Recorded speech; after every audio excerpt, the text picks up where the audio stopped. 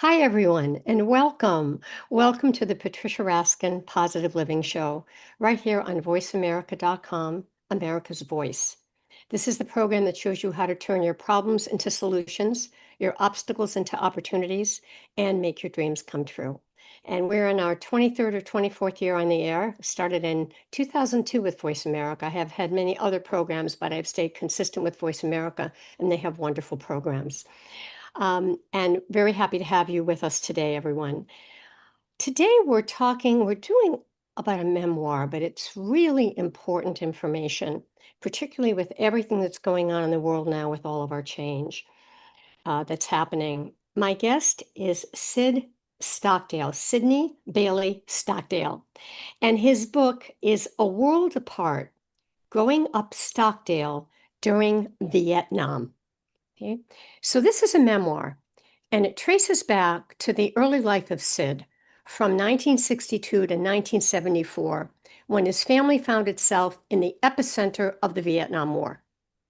When he was 11 years old, his father, then Commander James Stockdale, was shot down and declared missing in action in September of 1965.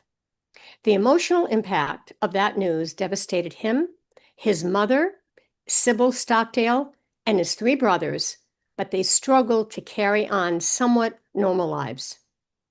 After 7 months, in April of 1966, two letters arrived in their Coronado mailbox from his father that he was alive and he was a POW in high-low prison, the Hanoi Hilton. His joy at the news of his survival was that of a young boy who didn't recognize the innuendos in the letters, and that made it clear to his mother and to U.S. intelligence that his father was suffering in a brutal, extortionist prison system where torture was frequent. So the memoir talks about Sid's emotional struggles as he wrestled with these new realities. And then also, there was story after story using his parents' book, which is In Love and War, 1984, and In League of Wives by Heath Lee in 2019, and his mother's diary that he received in 2016, 1 year after she passed away. And the rest of the story, we're going to leave it to our wonderful guest, Sid Stockwell. Hi, Sid. Thanks for being on. Well, thank you, Patricia. Yes, it was, you know, when we received news, first of all, let me just explain that I grew up in a Navy family. I was born when my father was at test pilot school in 1954 in Maryland, and he was a career Navy uh, uh, pilot all the way through. He was in the Navy for 37 years. And fortunately, I can begin the story by explaining that my father did come home at the end, and he lived a very full life, and we had a wonderful family life as well.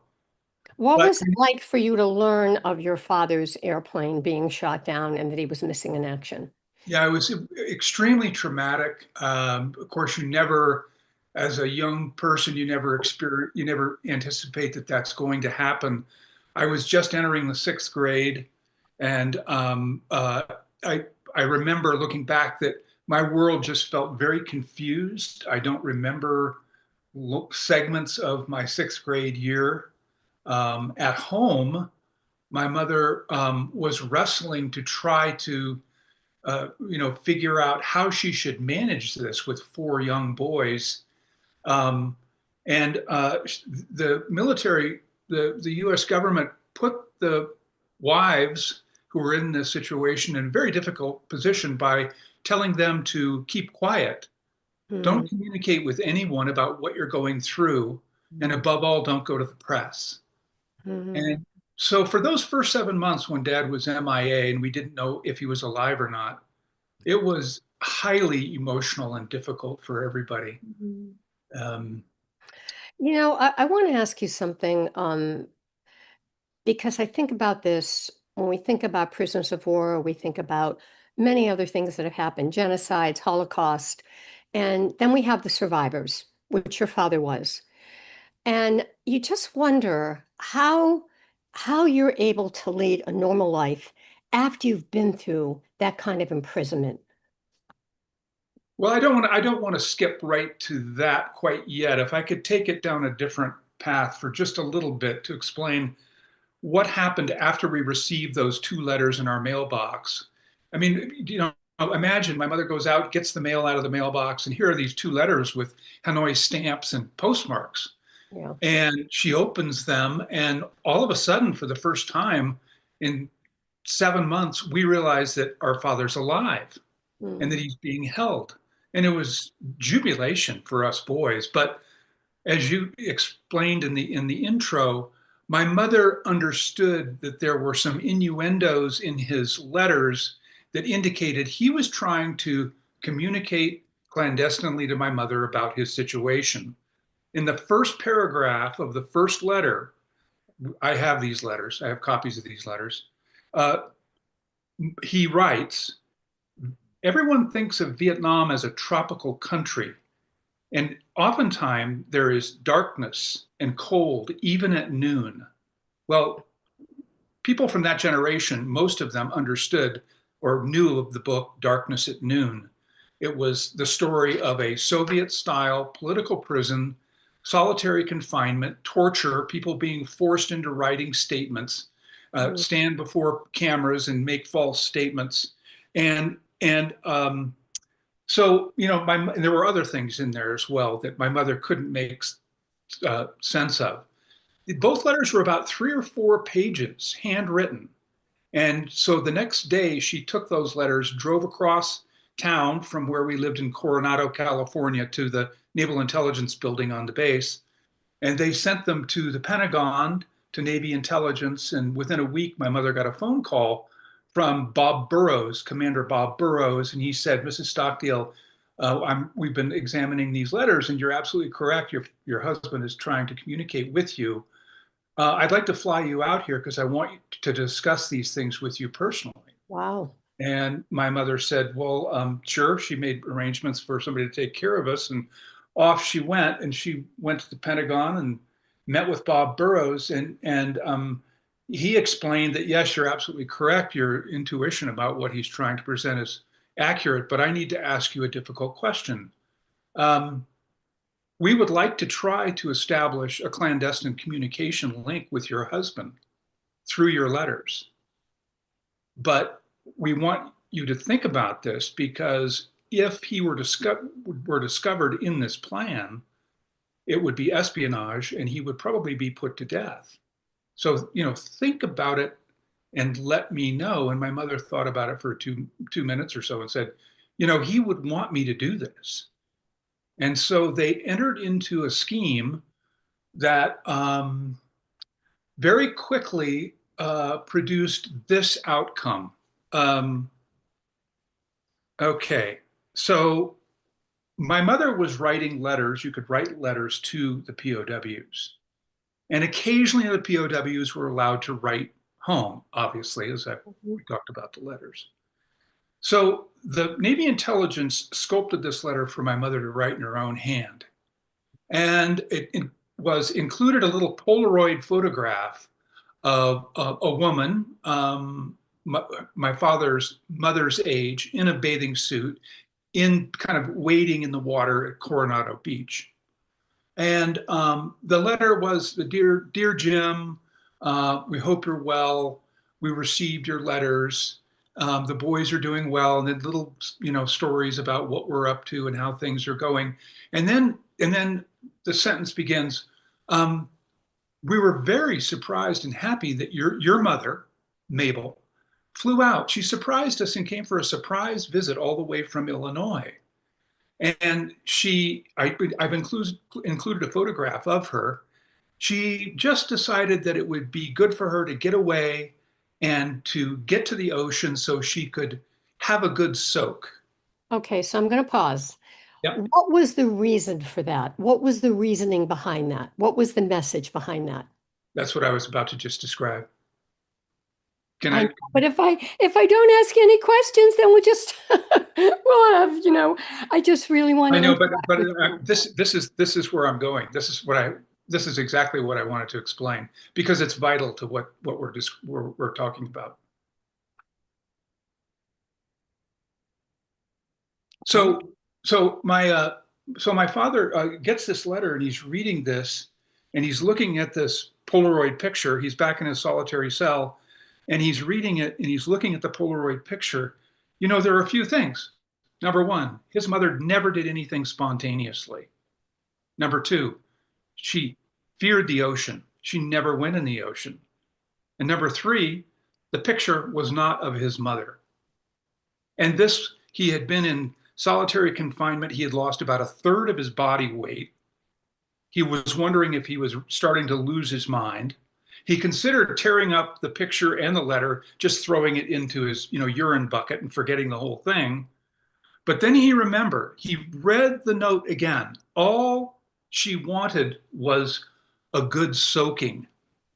So my father took the Polaroid picture, put it in his, bucket that was used as his toilet, and lo and behold, 40 minutes later, a message began to appear on the back of the Polaroid message, on the back of the photograph.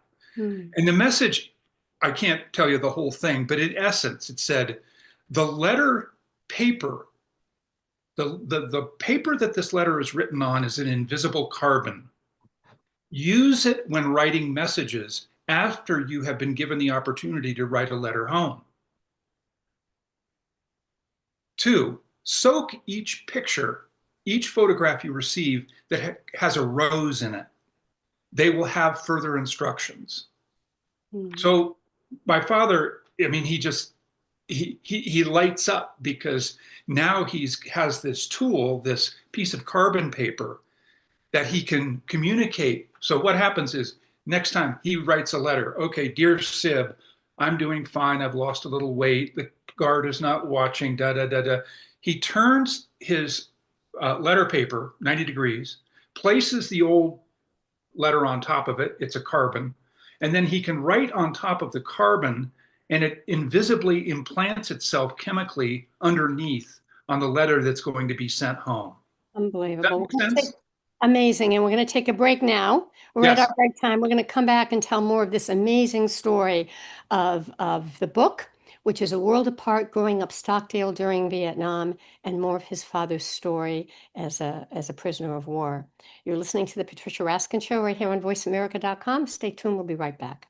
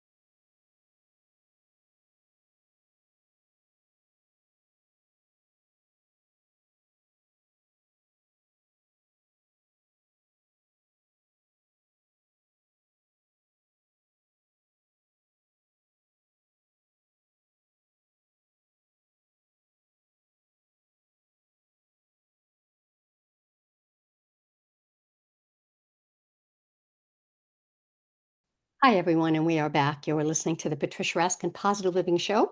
My guest is Sydney Bailey Stockdale, Sid Stockdale, and he is the author of an amazing memoir, A World Apart, Growing Up Stockdale During Vietnam. And we were talking about your father as a prisoner of war as we closed up the last segment. And my question is, in working with Navy intelligence, what kind of messages could your father send?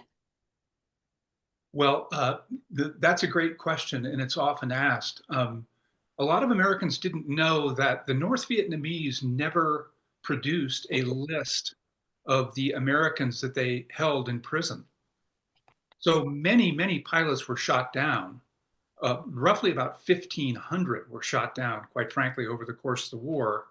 And there were only about 600 that ended up in prison. So anyone's father, you know, husband who was shot down never knew if they were being held in prison or if they had died somehow in the shoot down process. So what my father was sending back were lists of names, Uh, uh, uh, and that was so helpful for yes. the families back in the U.S. who now they could know that their loved ones were in prison. I mean, it's not a great outcome, but Sid, did the intelligence ask him for those names in the encrypted message? no, He he and just figured it he and out. he knew that. He knew that that was what those families would want. And his first message that Bob Burrows did show to my mother in his hand said, "quote experts in torture, leg irons 16 hours a day." Oh, And then he began to recite names of pilots who he had seen or heard from. Remember, these guys are all in isolation. They're all in solitary. They're not permitted to communicate with one another. They formed a secret mode of communicating through the walls by tapping on the walls. And over the years, a community was born and a hierarchy. The whole military hierarchy was in prison. My father was the senior naval officer in the Hoa Lo prison, Hanoi Hilton, mm, and orders were given and orders were followed, and that included, you have to take torture. You can't just give them information. You mm, have to take torture. You need to make them work for what you might in the end give out to them. mm. And it was 7 years. It was, um, but Wow. there was a big transformation in there. Um, my mother, you can tell she's feisty. And by October of 1966, so my father's been gone a little over a year, she, went against the uh, government policy of keep quiet. And she invited 12 women from the San Diego area to lunch at our house. And she knew that all these other women were in similar circumstances. She had heard it through the grapevine. Mm, And that first gathering of those, I remember coming home. I was 12 years old, came home from seventh grade. It's 3:30 in the afternoon, and the house was just, they were so thrilled to be together, to be able to exchange information and support each other. Um, Ultimately, this body of women became over the years a national organization called the National League of Families of POWs and Missing in Southeast Asia. and she They created that. She created that. She did. She was the founder, and she was the first national chairperson, and and they began to pressure Congress. They began to write to congressmen and senators to say, we know that our men are being mistreated. We know they're being tortured, and we want you to stand up and call the North Vietnamese government out on this. Of course, there were some I know that went to North Vietnam and met with some groups of American prisoners of war and came back and said, "Oh, we've met with the prisoners and they're living in satisfactory situations with." Well, this was all a propaganda war for the North Vietnamese, Mm, and slowly but surely, especially with the Nixon election in 1968, things changed dramatically. Um, the Nixon camp went to, my mother had conversations with them about this. Are you going to make the POW issue one of your priorities as an administration? And when they did, then the POW wives and the missing wives backed them, and it was one of the probably the greatest things that the Nixon administration is known for those who look into it. And it made a huge difference, right? Having, I Made mean, a that. huge, made a huge difference, just a tremendous difference. Mhm. For me, being in the household, when I was 11 and 12, this was all very, I didn't know what to make of it. But when I got to be 14 and I was a freshman in high school, I kind of blew up. I didn't like school. I wasn't happy. I knew, had more understanding of how tenuous our situation was, and I didn't. I just wanted to get out of school, and my mother recognized that, and she asked me, she said, "Would you consider going to boarding school?" And I said, "Yeah, I would." Through this time period, my job was I did this. I knew that my mother was working her tail off, and I took it upon myself to really help with my younger brothers after school, keeping them busy, washing the dishes, having fun while she's on the telephone. And she's, our dining room was the national headquarters of the National League for the first 5 years. And I could come home from school and there would be 4 or 5 women working in there, Mm, uh, writing petitions, sending them out to get signed, things like that. yeah. So going to private school probably helped because you were away, correct? But how did you endure all of this? Was it confusing for you? Did you just accept it and knew your mother was doing something important when you came home? I think you nailed it. I knew that my mother was doing something important. Um, a lot of the secret material that I've already talked about, I was completely unaware of course. But what I found was that I could take great solace in helping my brothers, giving my mother that time to use. I also learned how important it was to get some quiet time for myself away from school. So if I got home, 15 or 20 minutes before my brother, I'd go for a bike ride. I'd clear my head.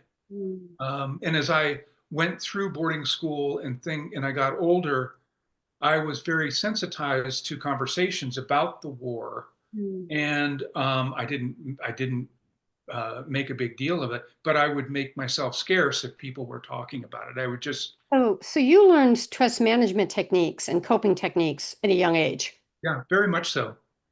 People asked me afterwards. They said, "Didn't school counselors talk to you? Did anybody?"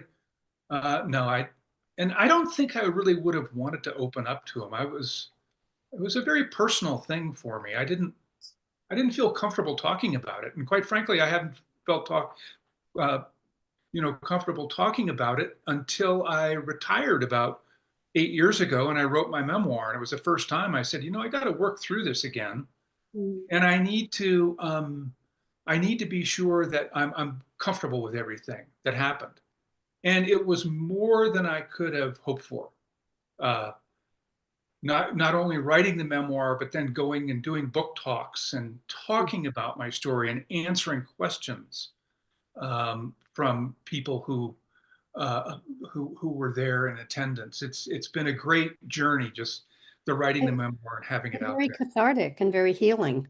Very cathartic, very healing. And by opening up to other people in such a personal way, you know, oftentimes they didn't do it in front of the whole group, but I would have people afterward come up and they'd ask a personal question. It would be so personal, in fact, that I would feel a little bit embarrassed, but I recognized that they felt that they could trust me, and that was, Yeah. uh, yeah, that was very rewarding to have those people open up in the way they did. Going to take a break, and when we come back, we're going to talk to Sid about what was it like to be reconnected with his father after his release in February of 1973, along with 590 prisoners. So that's coming up in our next segment. Pretty remarkable story. And we're going to continue. And we're really looking here at the resilience of the human spirit, you know?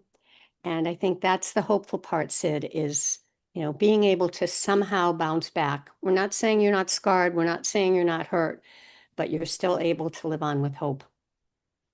Right. Yeah, thank you. Yeah. All right. Stay tuned, folks. We'll be right back.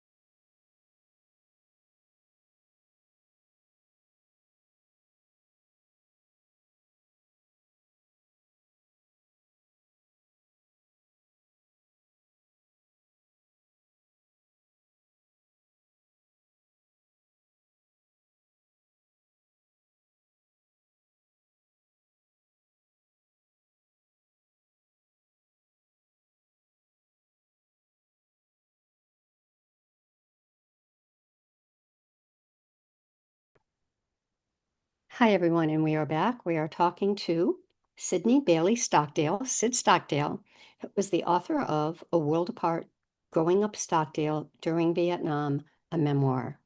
And now we're talking about your father coming home. And what was it like to be reconnected? He was a prisoner of war for 7 years. His release was in February of 1973, along with 590 other prisoners. What was that like? Well, it was,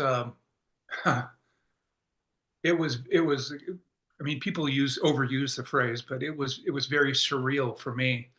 I was at boarding school.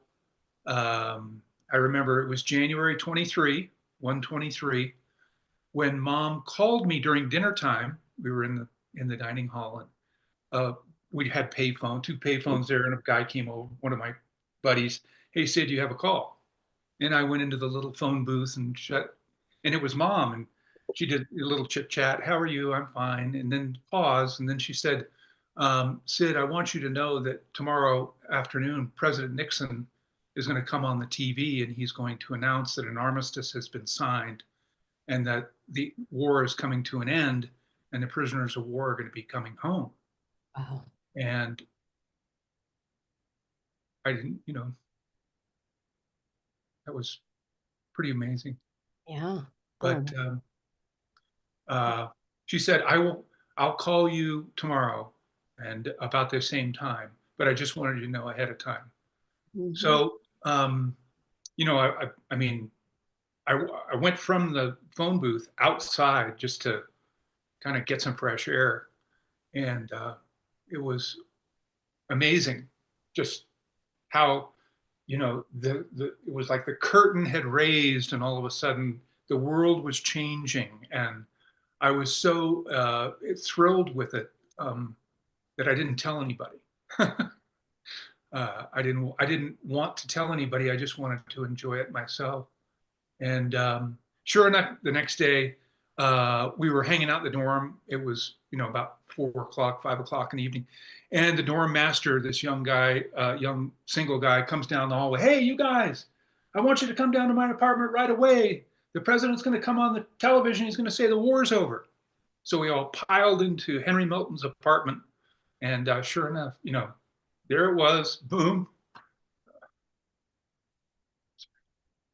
Yeah, this is very, really emotional when you relive it. Yeah. Thank you for My sharing. brother screamed, all screaming and Yeah, yeah, shouting. It was great. yeah. But so then I'm back in contact with my mom on the phone, and she says, "Well, we're going to make arrangements for you to come home." And sure enough, I did. Had to fly from Hartford, Connecticut, of course, to San Diego. And as we approached San Diego, I'm, wondering uh, what it's going to be like. You know, Mm, is I had never heard a report, but is he going to be okay? Right? mm, Is he mentally stable? mhm. That kind of thing kind of passed through my mind. Um, when the plane landed, my brother picked me up, drove me over, pulled up in front of the house that had a big welcome home sign in front of it. And dad was coming out of the front door. And, he came walking out, and I jumped out of the car and we hugged. And then everyone just kind of slowly migrated into the living room. And Did you uh, recognize him? I did. I did. But he was when we hugged each other, I picked him up. He was just a featherweight. I mean, Mm, he was so light. It was incredible. And he, of course, said to me, "Geez, you're big as a horse."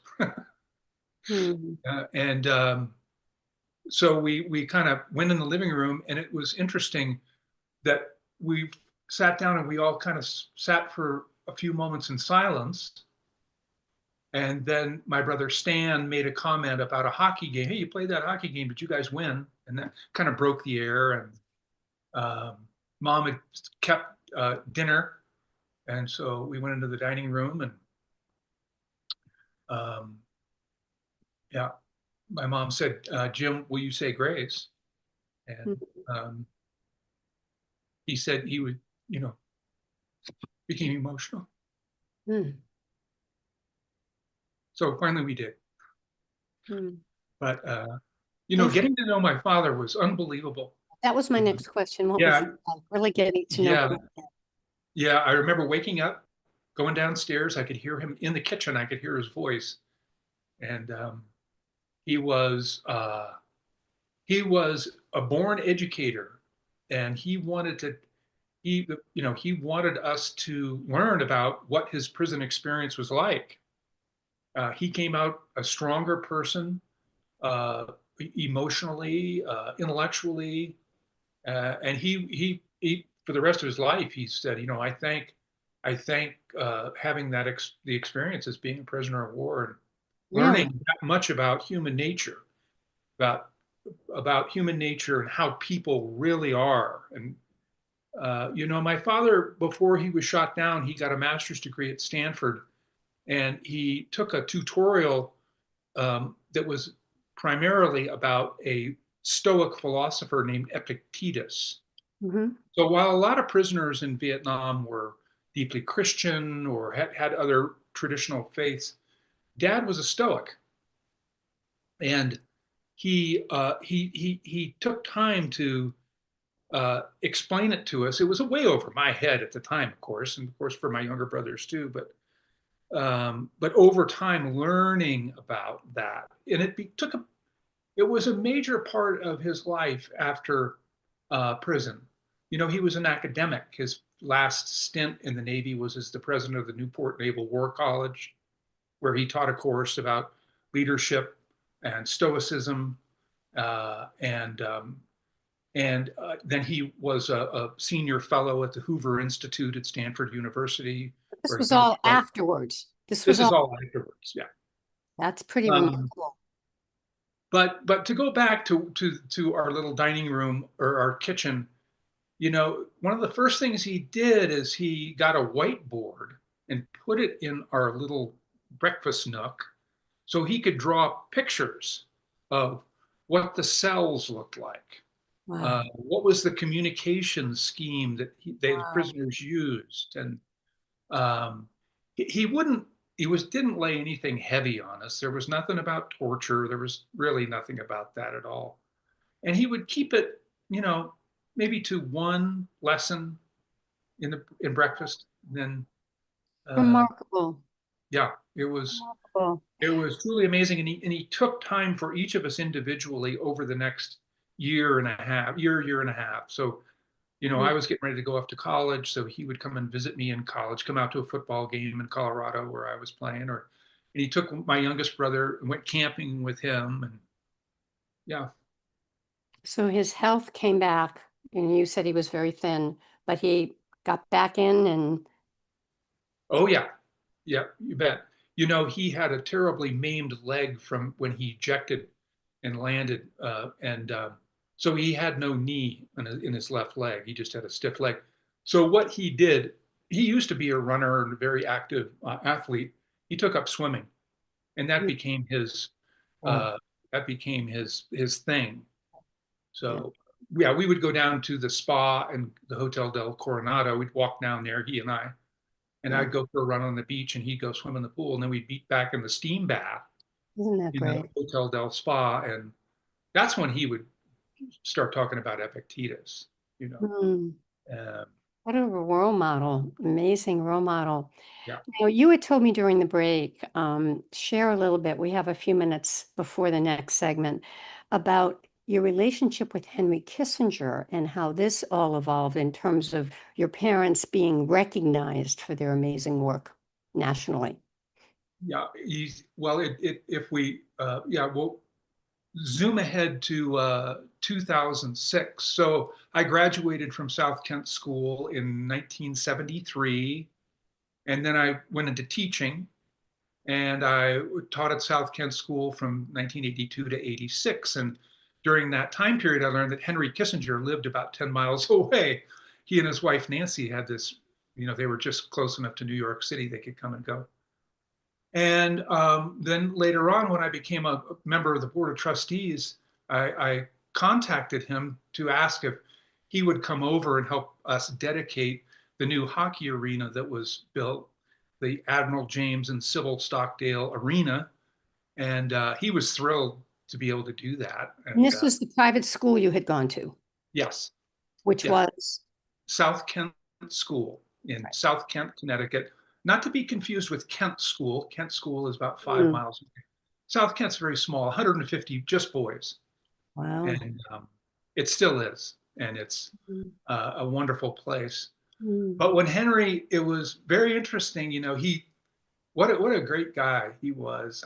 Sorry that he's no longer with us, but when he got to the podium at the dedication ceremony, he started by saying in that Germanic drawl, Mm. uh, everyone knows of the military heroism of Vice Admiral Jim Stockdale, but during the Vietnam War, I knew Sybil Stockdale, and I worked closely with her on the POW issue. And then he went on to talk about how, you know, how sharp mom was, how resilient she was, what a great leader of the women she was through that time period. And I just, that was so sweet of him, because Yes. that story They gets both do. lost. That And story oftentimes gets lost. yeah, and it sounds like you had two very strong role models. Both your parents were strong and positive and moving ahead. I mean, it really, did they ever afterwards, Sid, did they ever speak together? Did they ever do any joint speaking? Because I would think, anyway, Well, did they? they, the book that they wrote, In Love and War, is Yes. in alternating chapters. Interesting. So it's dad's shoot down, then it's then some background, then mom talks about what's going on in the household and what's going on with her. Then dad talks about his early experiences in prison, and it goes all the way through, back and forth, until dad comes home. And it's a beautiful book, and it's for people in the Navy community.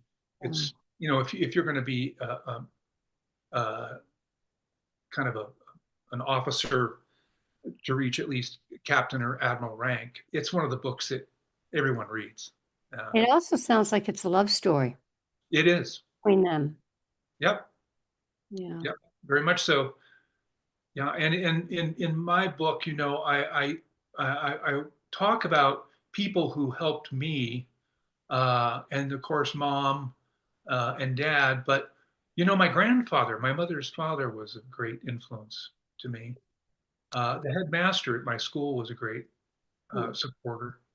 We're So going that We're was gonna a take good a listen. break, and when we come back, we're gonna talk more about that. Who influenced you? How did your father influence you? What was the impact that your parents had? And in terms of what you've done in your own life, remarkable story. Talking to Sid Stockdale. His book is A World Apart: Growing Up Stockdale During Vietnam, a memoir where his father was shot down, was a prisoner of war for 7 years, and what the family went through and how they all stood together. And we'll continue the story right after the break. But this is a story, everyone. Speaking of positive living, of courage, of resilience, of strength, of fortitude, of hope, of belief. Pretty amazing. Stay tuned. We'll be right back.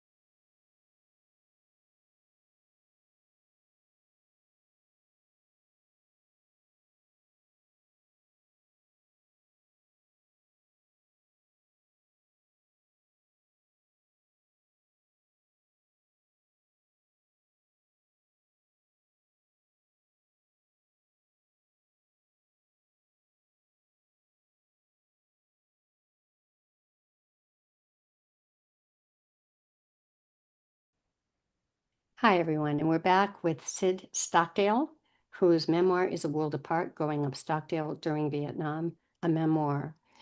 So, how did your father keep inspiring not just you and your family, but out there in the world? As he got older, as you said, he was a teacher and a professor and did so many things, was recognized. What were some of the other things? Well, when he was uh, you may have heard something, you may have heard this phrase, the Stockdale paradox. Um, when Dad was a senior Hoover Fellow there at Stanford University, he was visited by the author Jim Collins, who wrote the book Good to Great. And as he was collecting information to write that book, he wanted to visit with Dad and pick his brain a little bit about what he thought allowed him to have success under such difficult circumstances. And one of the best parts of their day there was to go over to the faculty club because everybody would sit around the table, and these were, everyone was in their 70s, maybe early 80s, and they were all experts in their field. I mean, if I rattled off some of the names, you'd kind of be amazed by it. So Jim Collins is following Dad over to hey, come on, let's go have some lunch. And then Collins throws out this question to Dad. He says, well, what was the biggest challenge that you had in prison? And Dad said, well, that's pretty easy. That's an easy question. The biggest problem were the optimists. He said, the optimists were the ones who would say, "Oh, I've heard that we're going to be going home at Thanksgiving, so we can look forward to that." And Thanksgiving would come and go, and then everybody, would, and pretty soon they'd be saying, "Oh, well, I hear that it's going to be the Fourth of July." And Dad, that was just a loser for people who were in solitary confinement. For my dad was in solitary confinement for 4 years. He was blindfolded for two with his, hands, Huh. wrists tied behind his back. Mm, You need more than optimism. mm, So he said, and so this is off the cuff. Jim Collins is listening to my dad. He says, you need to understand, you must maintain an unwavering faith that you can and will prevail in the end, regardless of the difficulties, and at the same time, have the discipline to confront the most brutal facts of your current reality, whatever they might be. mm, So you need to keep the faith, but mm, face the brutal facts, and mm. that's called the Stockdale paradox. And And that's great advice for all of us.